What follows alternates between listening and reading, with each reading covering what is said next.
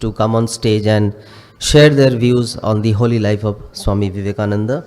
To begin with, we first request our revered Swami Japasiddhanandaji Maharaj, the head of the Department of Sanskrit and Philosophy, to come and deliver a speech in English.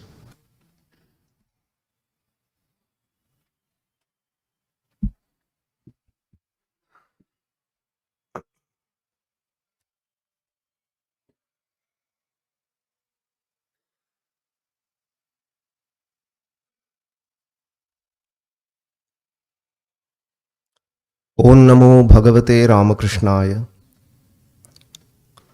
My respectful pranams to revered Swami Atmapriyanandaji Maharaj, Pro-Chancellor of this university. Pranams to revered Swami Sarvottamanandaji Maharaj, Vice-Chancellor of this university. My namaskars to dear Swami Kirtipradanandaji Maharaj, Registrar of this university, and other senior monks present here. My pranams to them. My love and namaskars to all the brahmachari brothers. My good wishes to all the respected faculty members, and my love and best wishes to my dear students and the dear staff of our university. Today we have all assembled here to celebrate Swamiji's birthday, which was later on declared as the National Youth Day by the central government.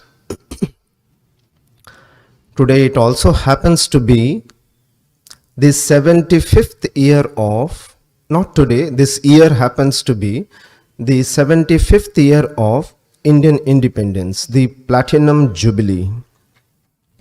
So this day is significant in many ways.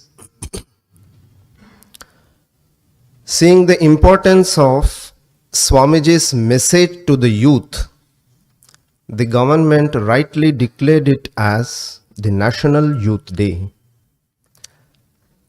Message of Swamiji for the youth is of many kinds.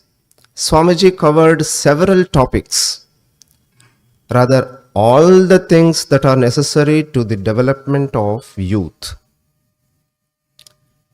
Among those messages, today we may give some thought to strength, the message of strength. Swamiji said, what we want is strength. We have had enough of stories that weaken us. But now, who will give us strength? Where to find strength? Swamiji says, Upanishads are the mine of strength. There you find strength enough to rejuvenate, to energize the entire world. So, take up the study of Upanishads. This is what Swamiji said. But now, when we say you take up the study of Upanishads, for the students of Sanskrit department, that may be a good message. But when it is applied to all other students across the department of our university, how will they take up the study of Upanishads? They are all busy with their own subjects. Here, Swamiji himself shows the way. Swamiji said, the central message of the Upanishads is that each soul is Atman. It is potentially divine. Once we listen to this, then we have to apply that to our life. How will we apply that to our day-to-day life? Swamiji showed the way. He said, if a fisherman thinks that he is Atman, he'll be a better fisherman. If a lawyer thinks that he is Atman, he'll be a better barrister. In the same way, Now we have so many students, faculty members, and if we also think that, if a student thinks that he is Atman, he will be a better student. If a teacher thinks that he is Atman, he will be a better teacher.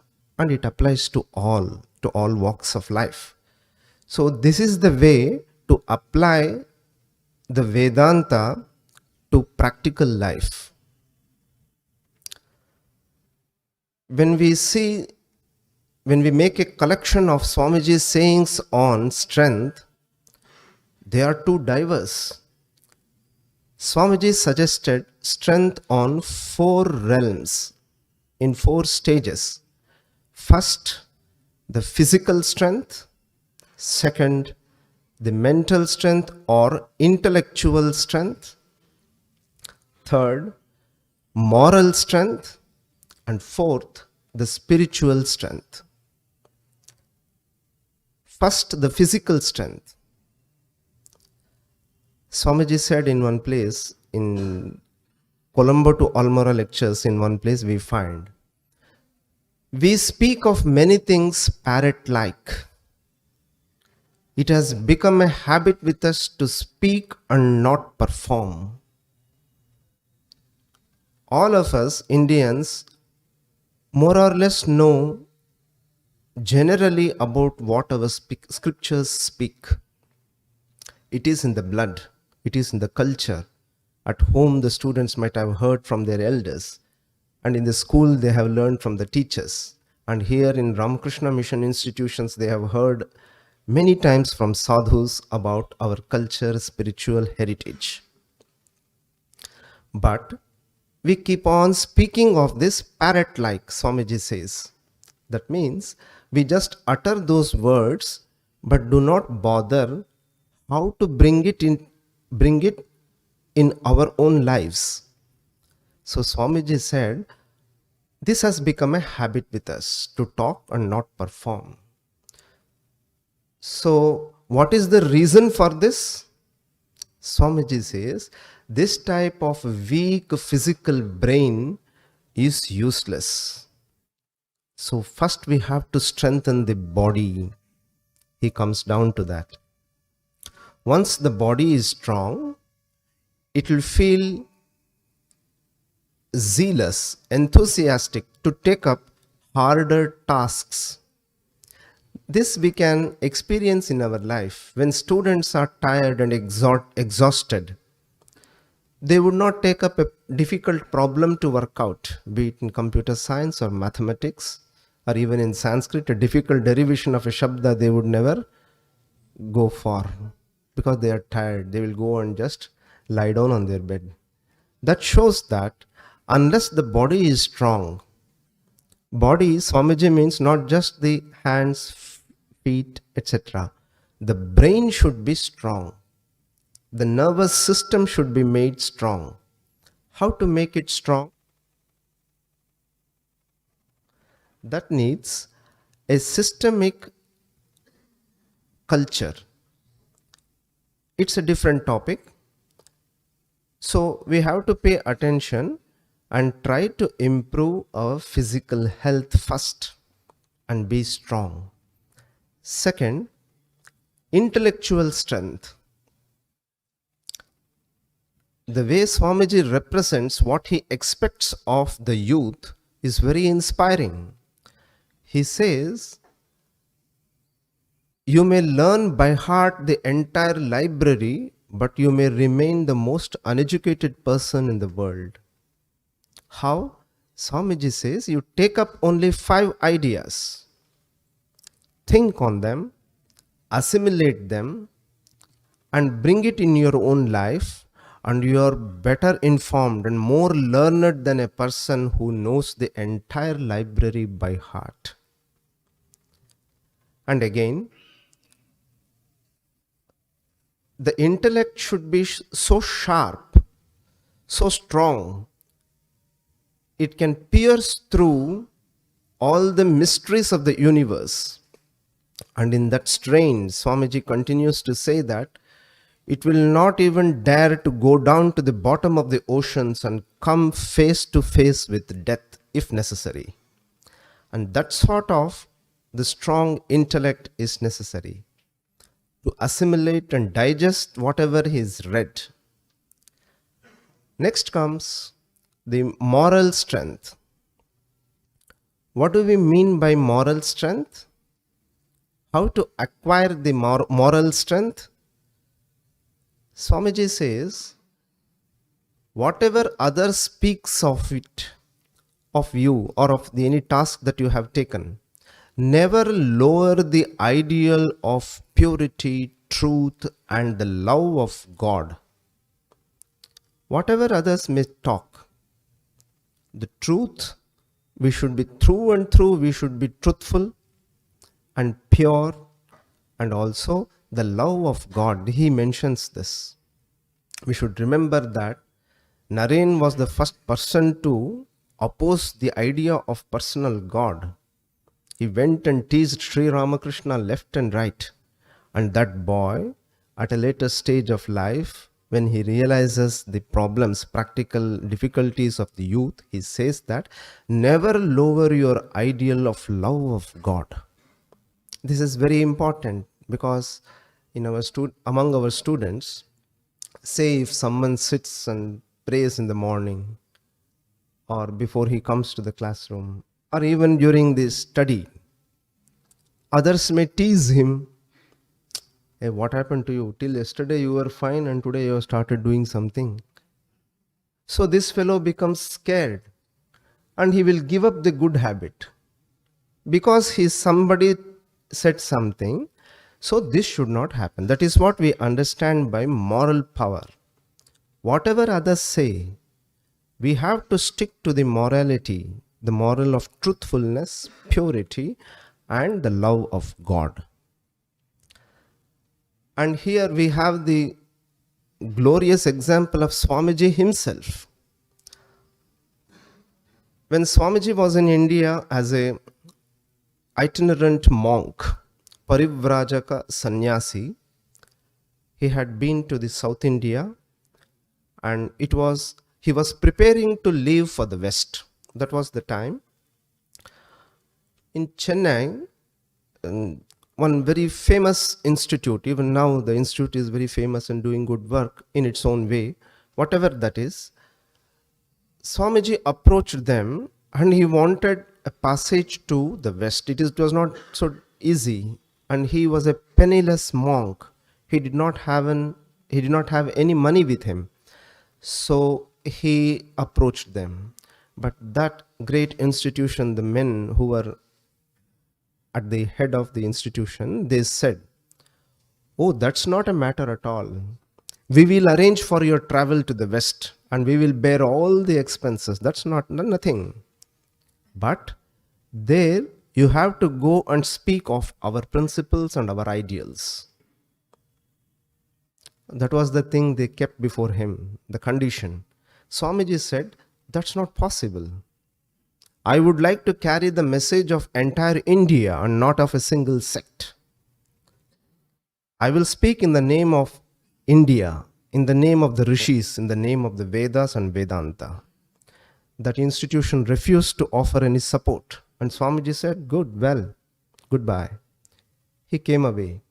But today we know that institution, you don't know which institution it is. But today you remember Swamiji's name. How did it happen?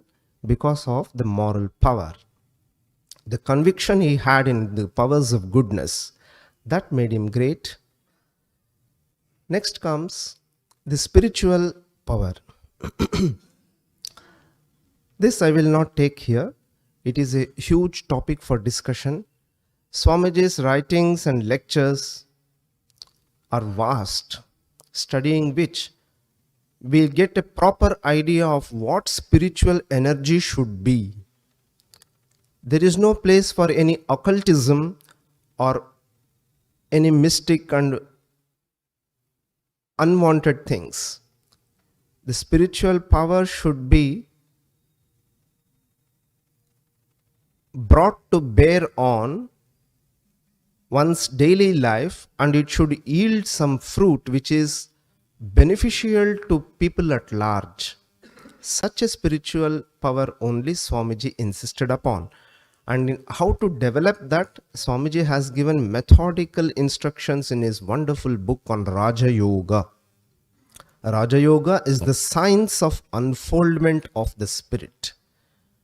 How it unfolds, it is step by step, it is given there.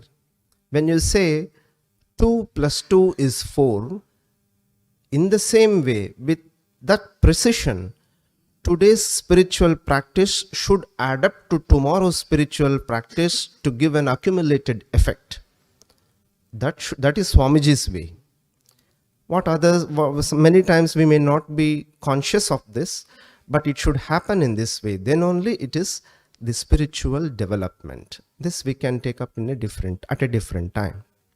Now, finally, I would like to draw your attention, or I would like to remember and contemplate on the one last thing. Swamiji often said everything lies in strength, which is very much essential today. In the Upanishads, Kena Upanishad says, Atmana vindate viryam. Strength is derived from the self, the Atman, not from anywhere outside. This is the very vital message of Swamiji. The more you depend for strength on an external source, the more weaker you become. The more you depend on your own self, the more stronger you grow. So, Atmana vindate viryam. Swamiji said, the older I grow, the more everything seems to me to lie in manliness. This is my new gospel. It was his new gospel. Gospel means in the Christianity we have the gospel of Christ, Bible. But Swamiji says, this is my gospel. What is it? The older I grow, the more everything seems to me to lie in manliness, that is strength. And interestingly, we note that Swamiji spoke from Upanishads and from Upanishads alone. Whatever he spoke was from the Upanishads. He himself said this. In the 8th volume we see that he once said that I have spoken only from the Upanishads. If you find, I have quoted always from the Upanishads and from nowhere else. And from the Upanishads, only that one, capital he writes, that one idea, the strength. How did Swamiji get this? The students and any new reader of Swamiji will be surprised to listen to this. No, Upanishads nowhere said that I want the muscles of iron, nerves of steel, and within which dwells a mind made of the same material as that of the thunderbolt. These are not in the Upanishads. That is a new way of expression. But the message of strength came from Upanishad, where, for example, you take up the Taittiriya Upanishad, where in the Brahmananda Valli at the end, it is said, Yuva syat sadhu yuvadhyayakaha ashishto dridhishto balishtaha. This is what the Upanishad says. What does it say? Yuva. He should be a youth. Yuva syat. He should be sadhu. He should be of good nature. Our dear students should mark this word. He should be of good nature, because when you say good, usually we associate that with namby-pambiness, weakness. But that is not the way of Swamiji. That is not the way of Upanishads. The more good you are, the stronger you should be. So here, sadhu, and then again yuva. The Upanishads uses the words a second time, yuva, to stress that he should be full of youthfulness. He should not be a spent force. When old people came to meet Swamiji, he used to say, I am more interested in your grandchildren. It happened somewhere when he was when he was a Parivrajaka sannyasi. It happened. One incident came, it became, someone asked him, Swamiji, that old man, he came so many times to you, but you did not speak anything. Swamiji remarked, he is a spent force. What will he understand? Will he be able to carry out my words? I am more interested in new boys, youth who can work out and who can solve the problems of the nation.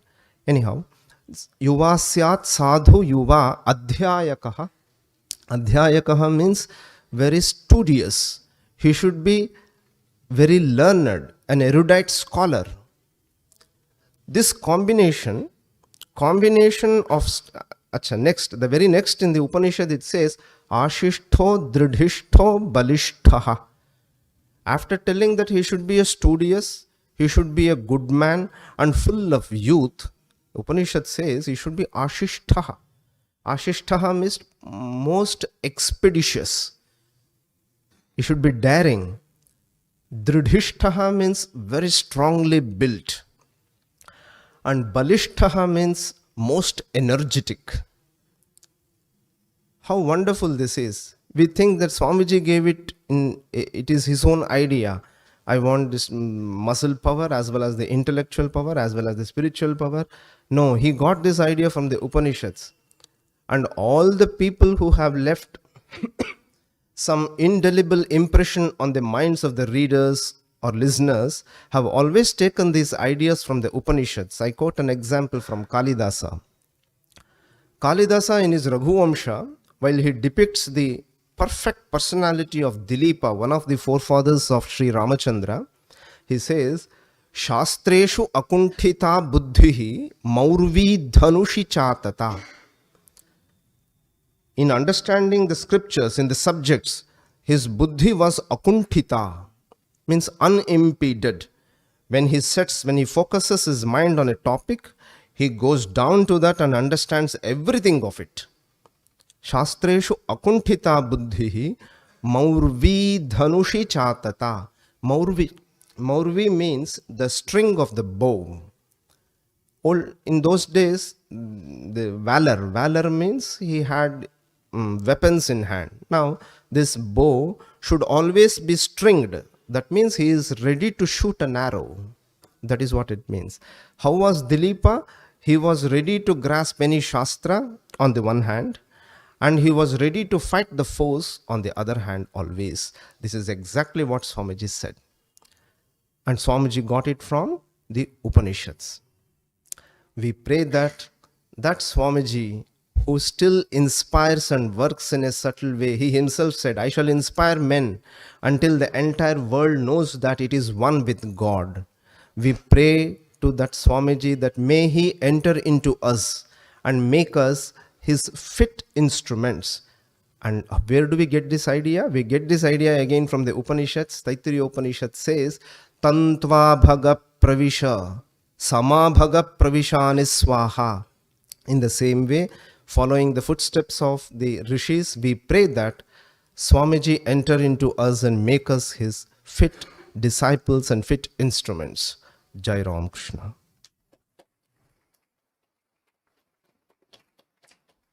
Thank you, Maharaj. Pranam for your wonderful speech. I now request Professor Shukumar Adhikari, the Dean